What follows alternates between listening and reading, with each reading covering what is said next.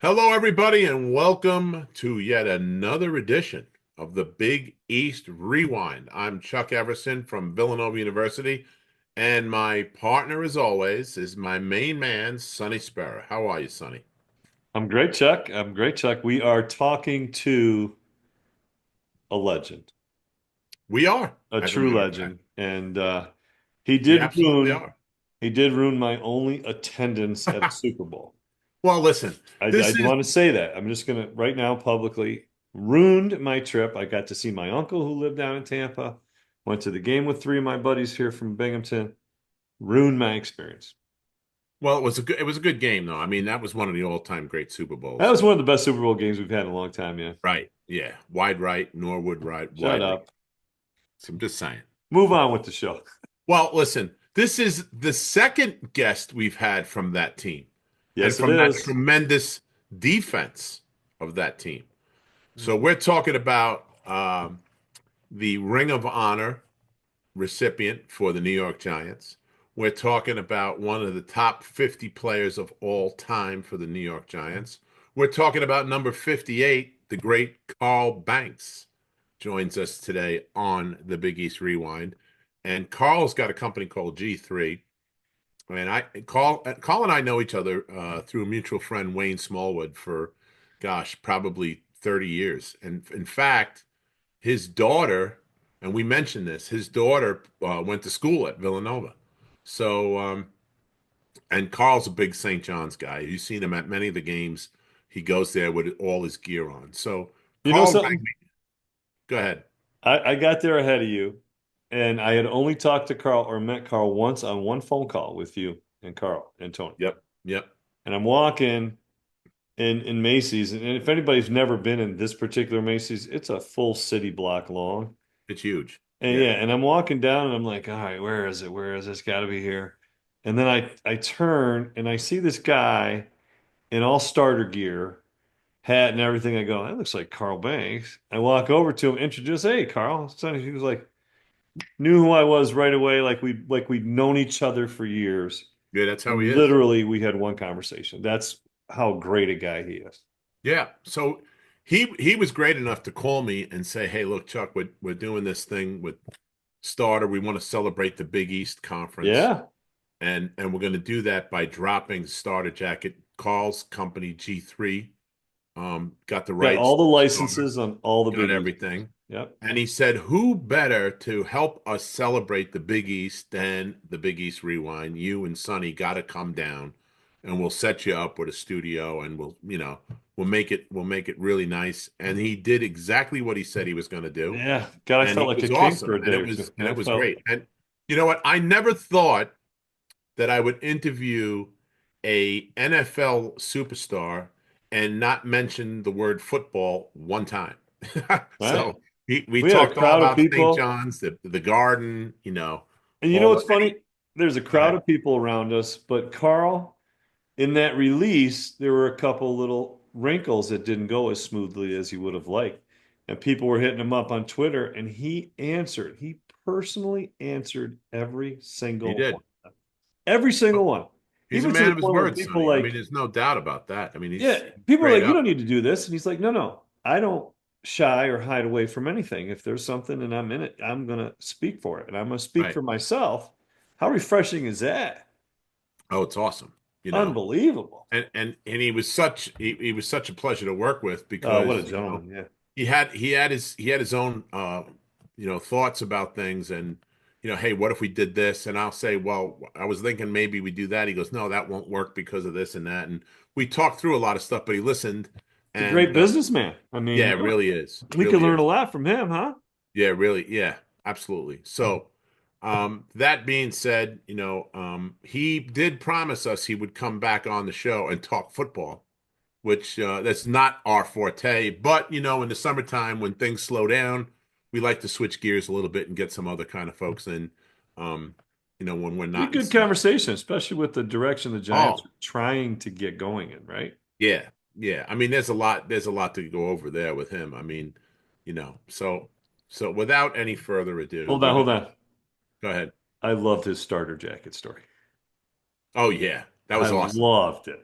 That was. Him and Pepper The Johnson, best. right? The best, yeah. Yeah, And New York nightlife, like these New York nightlife. Yeah, we got you.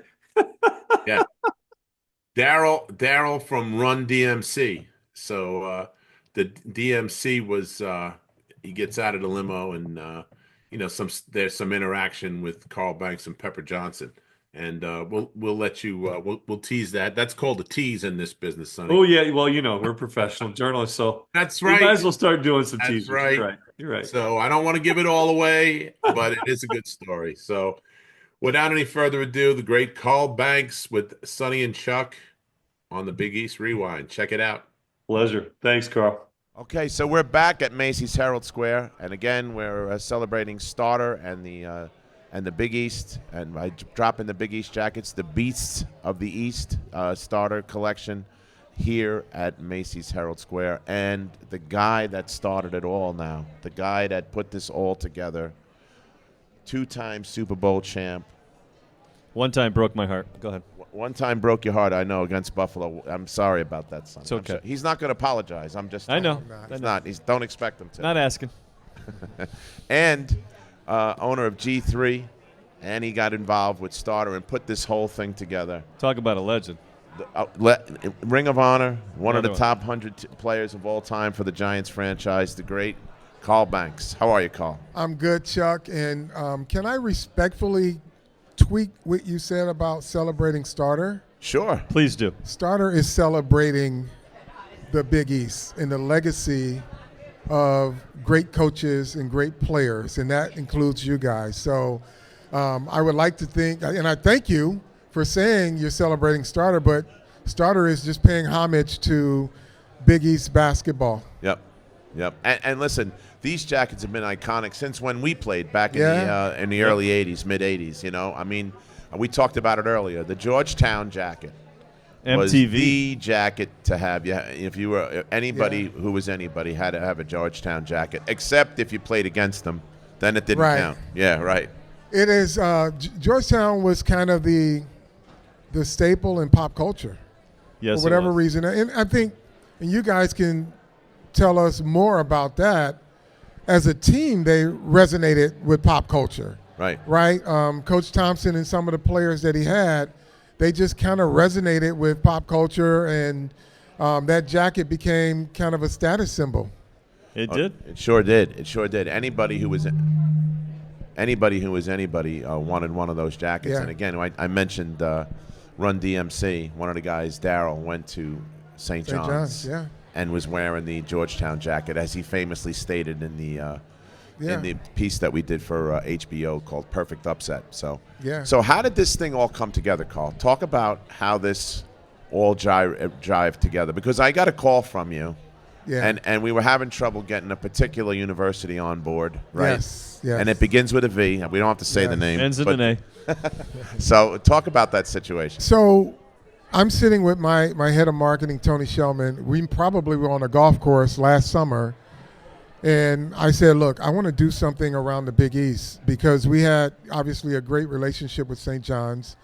And Ed Cole told us, whatever you want to do with St. John's. And, I've been a St. John's fan since I came to this area in 1984.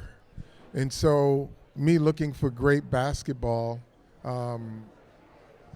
I just latched on to Big East basketball. And, that was Mullen, that was Whittington, that was Axon Jackson, that was the truth, Sure. right?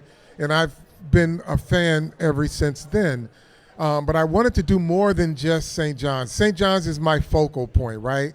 And it's obviously my favorite, but there were so many stories to tell about the Big East, right? And one of the reasons why I wanted to reach out and talk to you guys was because you live those, right? But I'm not exaggerating when I say there was a period in college sports where the Big East had a chokehold on great players, great coaching, and great rivalries. Am I wrong? No, yeah.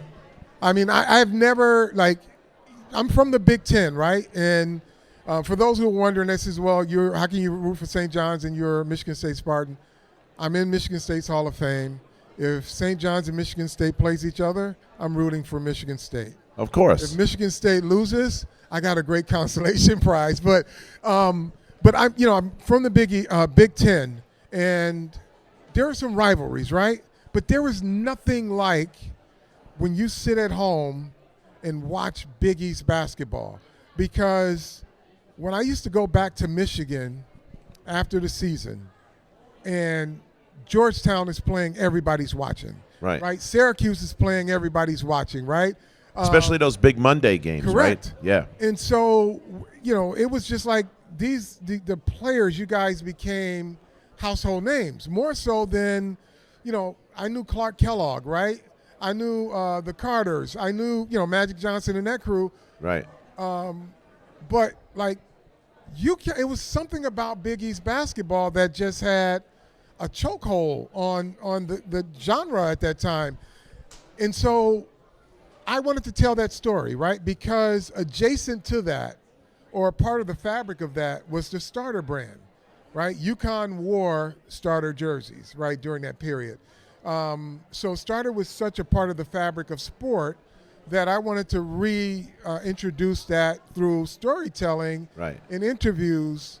And it's been a great start to the week, and we've got a few more days, but it's just incredible to be able to honor and pay homage to the greatness that is Big East basketball. So I got to ask you this. You talked about rivalries, okay? And I can relate to what I'm about to tell you because I have the exact same situation at home, okay? You have only it's reversed. You have a daughter that went to Villanova. Yes. How does that work? Because I have a daughter that went to St. John's. So we go back and forth all the time. I have to come home with it today. I have to go to the Villanova game with St. John's gear for my daughter who won't talk to me if I don't come home with it. How about this? Villanova, St. John's, and Seton Hall. Oh, there you go. That's a trifecta. 3 of my 5 kids. Yeah. Wow. Yeah, so I'm hardcore St. John's, man, and I caught crap when Nova played St. John's in the Garden. I'm up on the Jumbotron, and somebody sends my daughter a picture, and she lives in L.A., and she's like, "What is this all about?" But it's fun. But that's what the rivalry is about, and I think also because each university, and I would exclude maybe Pitt and Syracuse, but they were part of the community. They were small, right? Small student bodies, and Pitt's kind of a small student body, but when you look at the I-95 corridor of teams, right? Right. They're community-based. They're teams of the city or whatever, and that's what makes it so much more special, is because it's like you're playing an extended high school rivalry, right? Right, yep.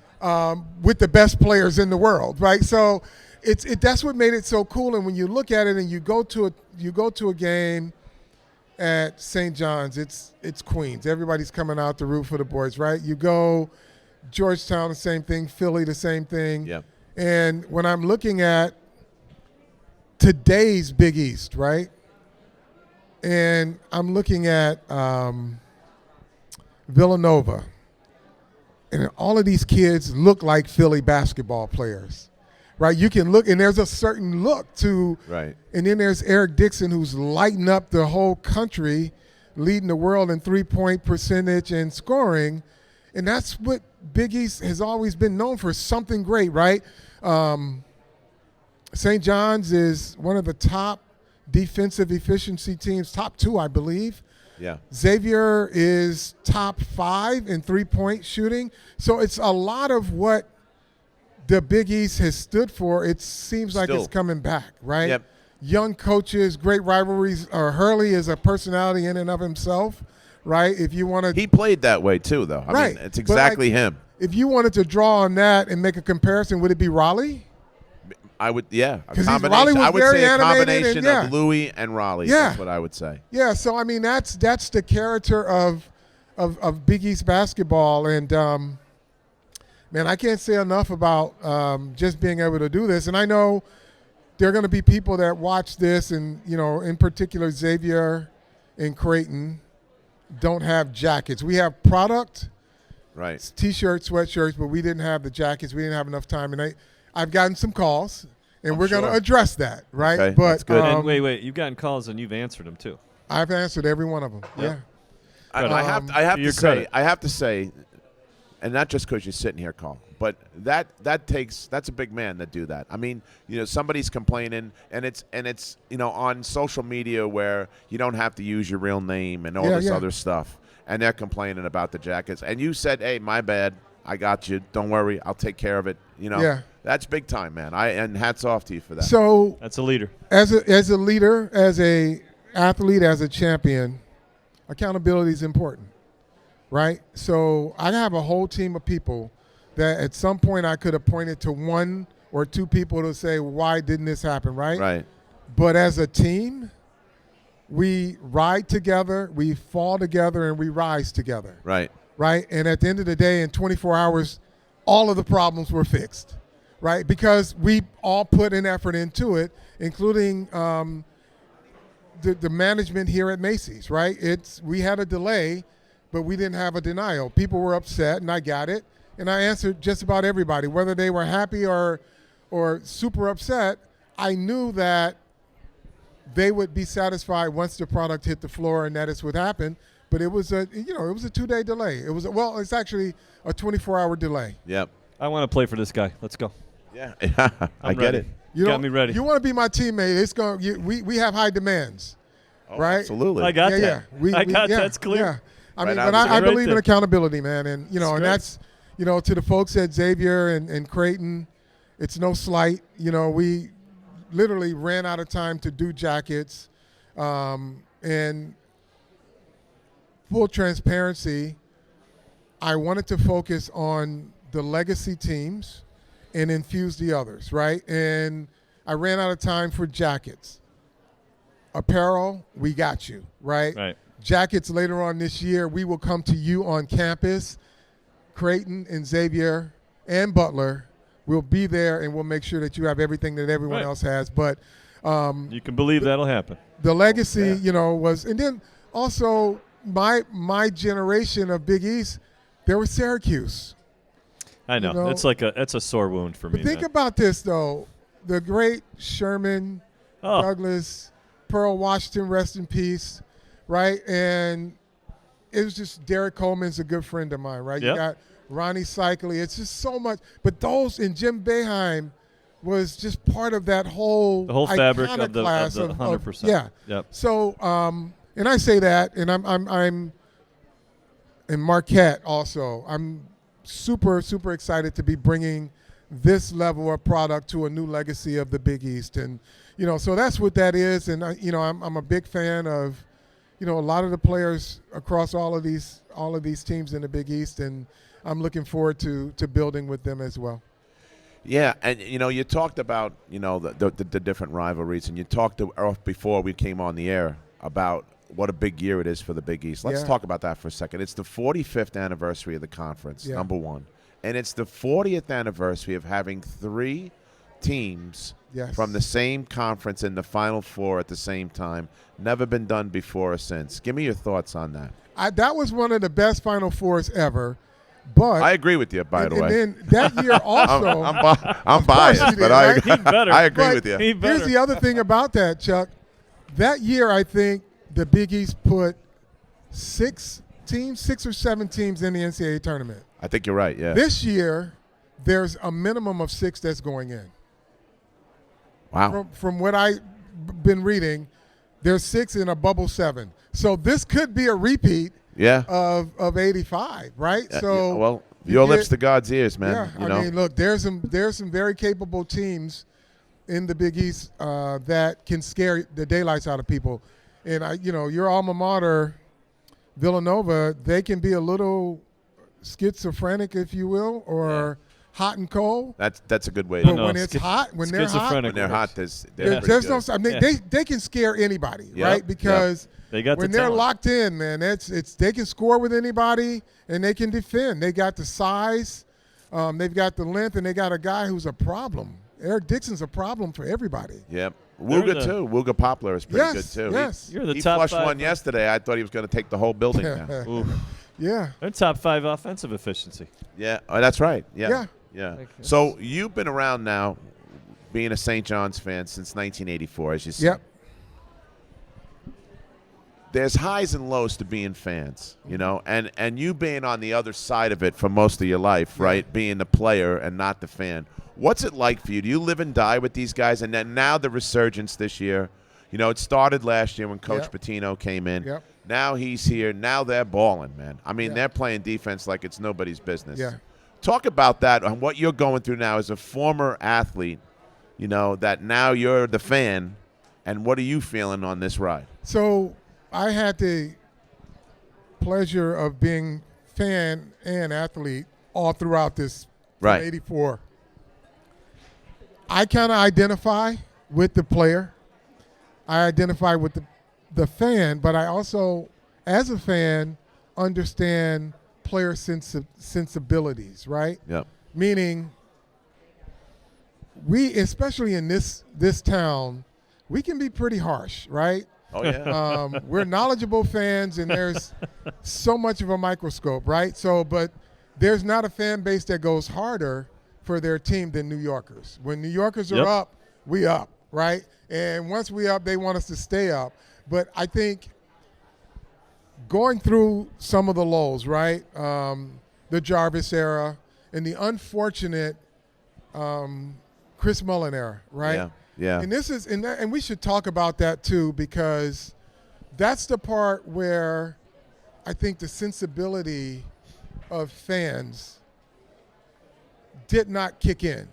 He's the greatest player in St. John's history, Yep. and was literally run out of town. And so now he hasn't even been back. And I know deep down because he's from Queens, Right. right? It's killing him. I can tell you. Yes, and so I know he wants to be a part of this, and you know, Coach Pitino welcomes him with open arms, right? Ed Cole welcomes him with, but I think it's some things he's got to work through, right? Yeah, but that's the 100%. part, the difficult part when you're a great player and you go back and you coach your alma mater, and it doesn't work out, you get treated like anybody else, and I think he deserved better. Well, same thing happened to Patrick, right? Yes. Very similar. Yes. And both guys were terrific players. Both guys were on the 92 Olympic Yes. team. Yeah, both Dream guys- team. Both guys are Hall of Famers.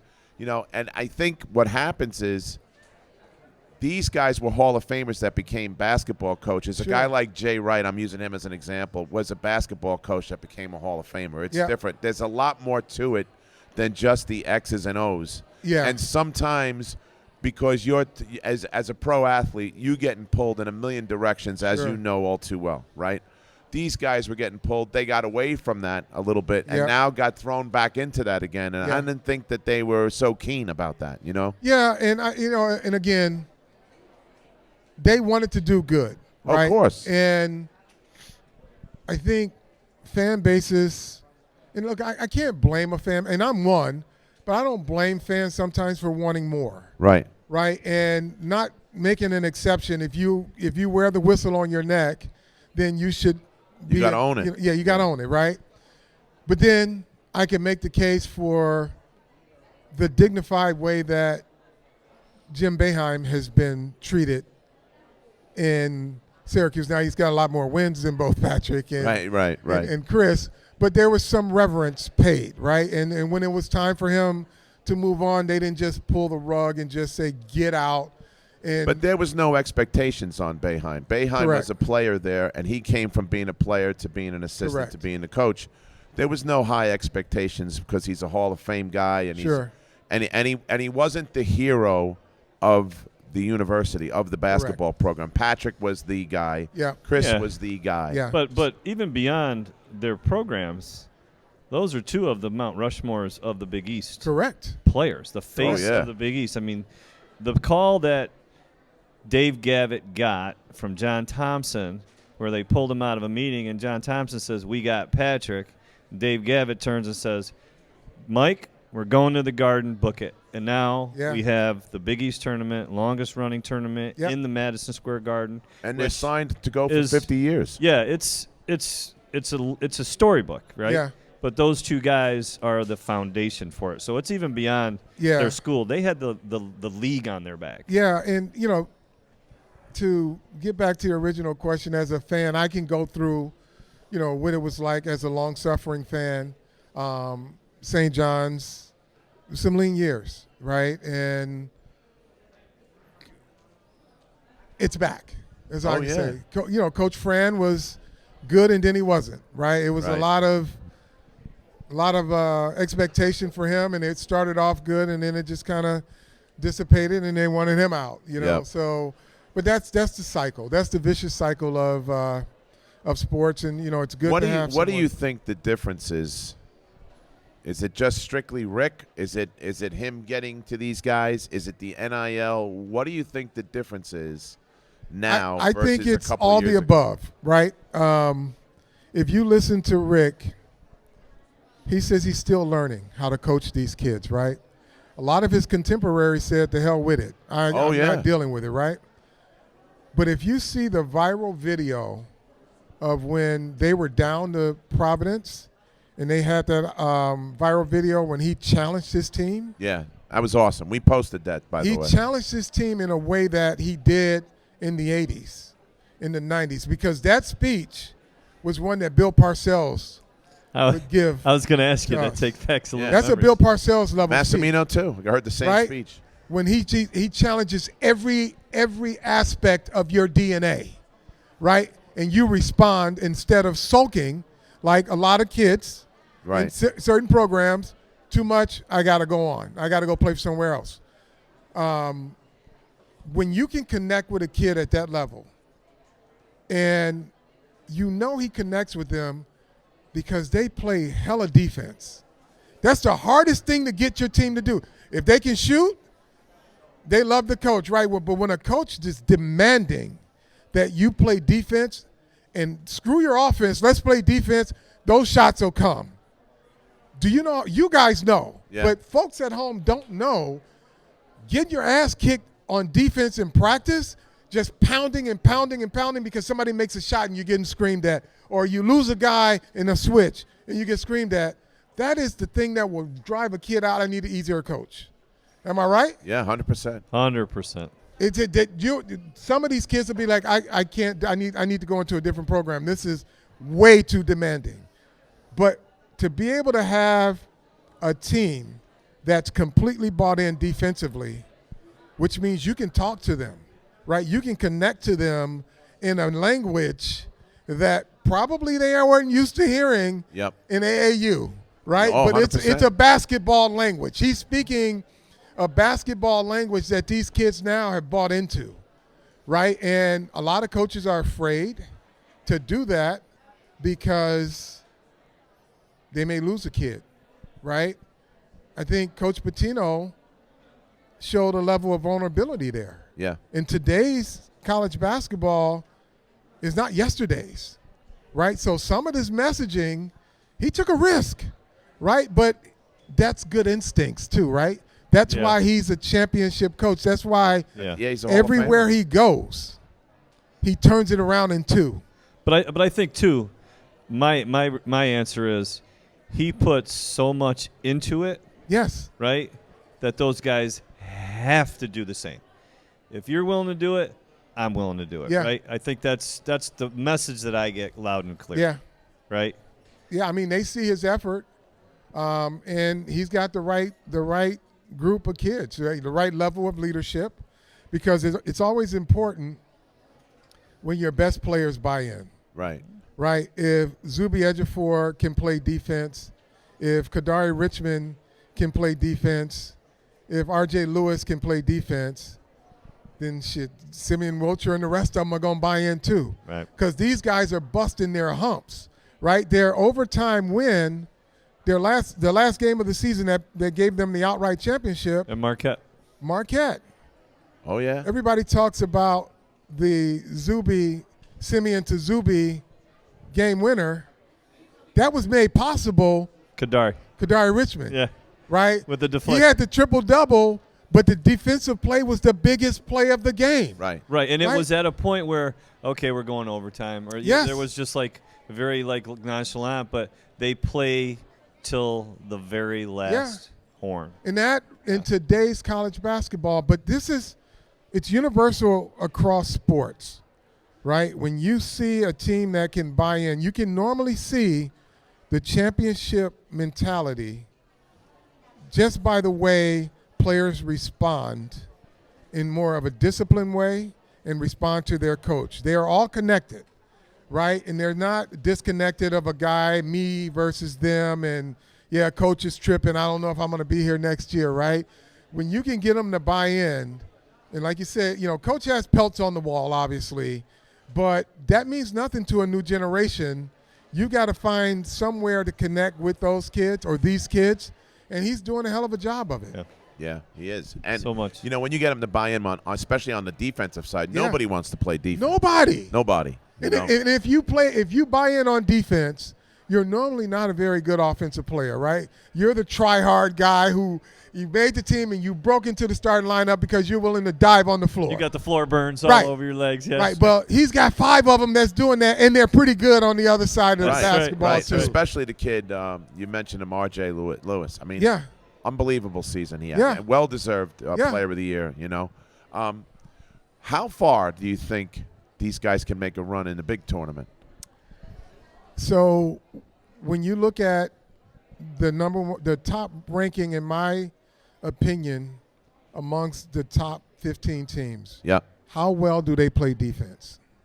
Oh, they're in the top 2 or 3. Exactly. So when you want to know who can go how far, you better look at how they're ranked defensively. St. John's, Michigan State, they can guard you, and when they're shooting, the margin of victory is big. Big. If Yep. they're not shooting well, the margin of victory is slim. But and if they lose, it's going to be a tight game because they never let you out. They never let you run away with the game. So when you look at those two teams, and Houston's another team, they're long. You look at the defensive efficiencies of team, not the offense, Right. but can you defend? That's where I think they have a chance to get to the Final Four. I agree with you, but here's the other piece of that. I mean, as somebody who went to the end and got to the end, there's got to have breaks, you got to have bounces, you got to stay healthy, Yeah. and you got to have a little luck on your side sometimes, where the ball's got to go a certain way here Yeah. or there, and that's what makes it March Madness, because you Yeah. never know who's going to come out of where. You look at the Duke team. Cooper Flagg got hurt Yeah, today. They yeah. pushed him out in a wheelchair. He sprained his ankle. Hopefully it's not broken and he's going to be okay. But, you look at the St. John's teams, they create their best offense to me is their defense. Yeah. Where they create a turnover and then they get out and go. Yeah. If you could slow them down And they and rebound. make them set up and shoot threes and stuff, you got a chance. But if you don't, they can make a lot of noise. They can get to a Final Four. Yeah, and I think when you talk about a team like St. John's, who we know they can defend, but they do have shooters, Right. right? Like you can look at Kadari Richmond on any given series of plays. Shot looks ugly, flat. Yeah. Next thing you know, he gets one going, and it looks like a totally different shot, but it's the same shot. So Same shot. they can create their own breaks. When you talk about lucky, getting a little bit of luck, health, all of that. Health is number one, but Coach Parcells used to tell us you create your own luck, but that doesn't come by accident. Right. That's the effort that you put in all throughout the year. Right. Case in point, the steal by Kadari to Simeon to Zuby, game winner. Yep. That's the luck, right? Because it's unfortunate that the kid from Marquette has the ball and he doesn't know he's going to get tapped from behind, but that's what happens. That's also a sign of buying in too. Yes. Because there was no selfishness on that at Correct. all. If I had the ball, I'm not looking to beat a game-winning shot or take Right. the game-winning shot. I mean, I got it to the guy who was open at the Yeah. right time in the right place and bucket Yeah. the game. Yeah. So Offense sells tickets. Defense wins games. championships. That's right. Rebounds wins championships. That's right. And they Get rings, rebound yeah. their And tail off. defense travels. Yeah. Believe me. Yeah. Yeah. That's right. So we're running a little bit short. We've got to have you come back and talk football with us when we do, Well, do the absolutely. real show. We'll do that. Oh, man. Love to. We had Lennon Marshall on. We had a great time Okay. talking to him about the Giants. And Yeah. What a guy. What a Good great dude. guy. So, as we asked everybody, what is your starter jacket moment for you? So my starter story I have a few, but I would say the most incredible starter story for me was my teammate Pepper Johnson. And, New York nightlife is New York nightlife. And it was a Thursday night in New York City. We take a limo to the Red Parrot nightclub. Our limo pulls up, we get out. There's another limo behind us. We don't know who it is, but somebody gets out and they just start screaming, "Yo, Pepper Johnson, Carl Banks, yo!" We turn around, it's DMC. There you go. DMC gets out of the car with a Giant starter jacket on. And he's like, "Giants, baby, Giants, baby." And that was just the most iconic starter story for me. And there's many, but that one was just like, this says it all. And then we've all become friends over the years, Daryl and I, and Pepper was really close with JMJ, rest in peace. But, it was just an incredible moment for me. That's my starter story. Yeah, that's pretty cool. That's a good one. That's a good one. Yeah. For me, we got as you know, we got the jackets after we won. Yeah. And they had the embroidery on the side. I sent you one of the ones. Yes. It was funny because it was Wyatt Maker, who was the other backup center like myself on the team. His wife was sporting that because he had no shot of putting that thing back on. It was a 2X back in the day, and now it's probably closer to a 4. But so it was, and they were great, and everybody had a comment, to make, even today. So I can't believe how one piece of clothing like that had such an impact, not only on the culture but on people in general, that when they see it, they go, "Oh, that's a starter jacket." They know immediately what it is. Yeah, it's the most iconic piece of clothing in all of sport, because it literally made fandom a wearable experience. Yeah. And once it became a wearable experience, it became a fashionable experience because it became about the logos, the colors. Nobody ever cared Right. until David Beckerman of Starter really stylized how people viewed and ingested their sport. Right. Yep. So, well, thank you so much, first of all, for supporting us. We appreciate what you did on ESPN Radio and through Twitter and X and all that stuff. Listen. Thank you for supporting us. Thank you for letting us be a part of this great event, and thank you for your friendship. Thank you and everything that you guys have done. Again, myself and my team at Starter and the brand Starter, we're just here to pay homage to the legacy and the greatness of the Big East, and thankful to our mutual friend Wayne Smallwood. Yeah, absolutely. Who put us together. When I said, "Wayne, do you think Chuck would be a part of this Big East?" He's like, "Call him." And I did. And you're like, "Yeah, just give me the details. It'd be great." And this has been phenomenal for this experience, period. This whole week. And we wanted to drop it during the Big East tournament, like I told you when we it's first. perfect. And this has just been great because fans can come and they've been here all day watching this and shopping, and it's just been great. Yep. Well, thanks, man. We appreciate Thank you. you. We've Thank you, been man. with Carl Banks of the New York Giants, 2-time Super Bowl champion, right here at Macy's Herald Square. Thanks to the great Have a people great at night. Macy's, too. Thank you. Yeah, thank you for everybody. The Big East Rewind was produced and directed by Nick Chico Chorus and Daryl Gurney. Also on our camera, all our technical stuff that we did at Macy's Herald Square was produced by Billy Papamanuel. We thank Billy for all his hard work and what he did to help us with a different experience for Sonny and I. And of course, check us out on the SiriusXM app. Check us out on YouTube and wherever you get your podcasts from. Thanks a lot for joining us, everybody. Have a great night. Click like, subscribe, share it with your friends. Have a good one, folks. Appreciate you all.